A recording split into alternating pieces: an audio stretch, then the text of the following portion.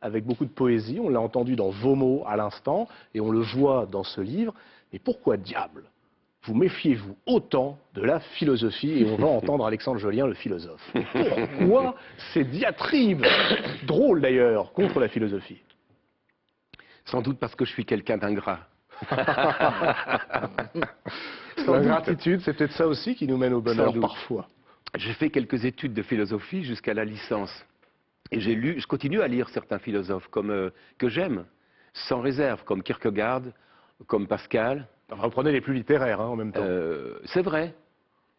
On va dire, c'est ceux qui sont le plus délivrés d'un carcan, comment dire, des échafaudages des concepts.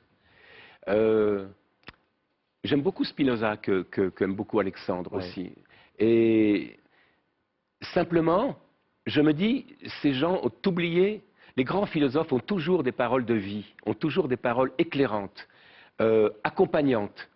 Simplement, je me dis, mais est-ce que, par exemple, l'éthique, est-ce que c'était la peine de faire toute cette tubulure, ces entrecroisements de, on dirait Beaubourg, on dirait, vous savez, une sorte d'usine à gaz? Est-ce que c'était la peine?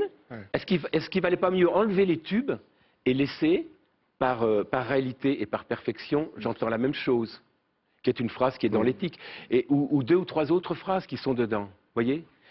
Je leur reproche peut-être de pas... je leur reproche, je suis bien qui je suis pour leur reprocher quelque chose.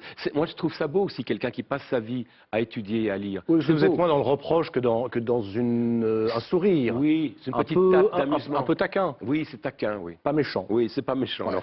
Par exemple, cette phrase n'est absolument pas méchante, je vais la lire. Les livres des philosophes, oui Alexandre Jolien, c'est pour vous, les livres des philosophes sont comme ces masques de carton qu'on fait tenir par un élastique contre le visage.